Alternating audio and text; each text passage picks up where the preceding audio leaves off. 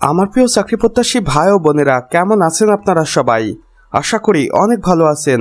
দেখুন আমার প্রিয় ভাই ও বোনেরা, গণপ্রজাতন্ত্রী বাংলাদেশ সরকার কর্তৃক প্রতিষ্ঠান মুক্তিযুদ্ধ বিষয়ক মন্ত্রণালয়, পরিবহন, পুল ভবন, সচিবালয়, লিংক রোড, ঢাকা হইতে একটি নিয়োগ বিজ্ঞপ্তি প্রকাশিত হয়েছে এবং এখানে আমরা একটি অফিসিয়াল ওয়েবসাইট দেখতে পাচ্ছি।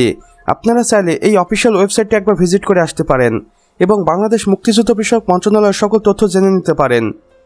আসুন এবার দেখে নিই নিয়োগ বিজ্ঞপ্তিতে কর্তৃপক্ষ কি বলেছেন। বাংলাদেশ মুক্তিযুদ্ধ মন্ত্রণালয়ের রাজস্ব খাতভুক্ত নিম্নবর্ণিত শূন্য পদে সরাসরি নিয়োগের লক্ষ্যে বাংলাদেশের প্রকৃত নাগরিকদের নিকট হইতে অনলাইন আবেদন আহ্বান করা যাচ্ছে।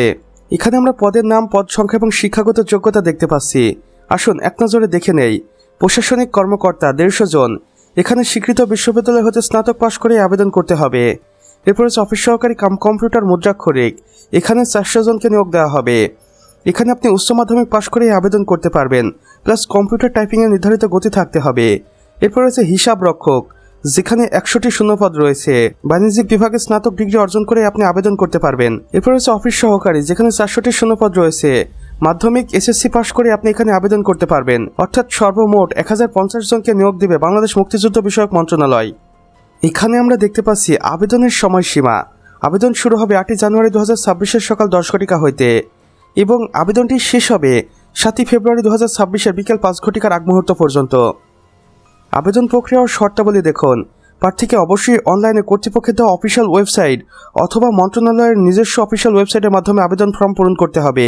সাধারণত বয়স হতে হবে 18 থেকে 32 বছরের মধ্যে এবং আবেদন ফি জমা দিতে হবে টেলিটক প্রিপেড সিমের মাধ্যমে 72 ঘন্টার মধ্যে আবেদন করার। এরপর ছবি ও স্বাক্ষর লাগবে 300x300 পিক্সেলের ছবি এবং 300x80 পিক্সেলের স্বাক্ষরিত ছবি স্ক্যান কপি আপলোড করতে হবে।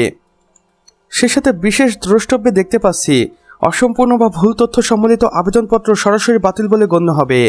নিয়োগ সংক্রান্ত যে কোনো পরিবর্তন বা পরবর্তী নির্দেশনা মন্ত্রণালয়ের অফিসিয়াল ওয়েবসাইটে নোটিশ আকারে প্রকাশ করা হবে, তাই অবশ্যই অফিসিয়াল ওয়েবসাইটটি ভালো করে ফলো করে রাখো।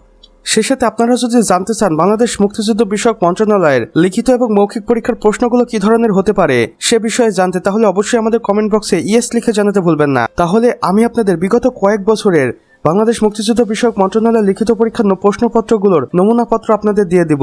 সেগুলো দেখে আপনারা খুব সহজে বুঝতে পারবেন এখানে আসলে কি ধরনের প্রশ্ন হয়ে থাকে এবং সেই প্রশ্নগুলো দেখে আপনি যদি সঠিক মতো প্রিপারেশন নিতে পারেন, তাহলে আমার মনে হয় আপনি বাংলাদেশ মুক্তিযুদ্ধ বিষয়ক মন্ত্রণালয়ের এই লিখিত পরীক্ষায় উত্তীর্ণ হতে পারবেন।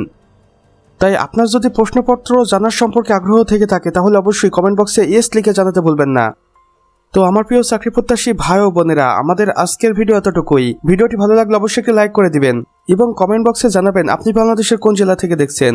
সেই সাথে অন্যান্য বন্ধু বান্ধবদের সাথে শেয়ার করতেও ভুলবেন না, যেন তারাও কোনো না কোনোভাবে উপকৃত হতে পারে।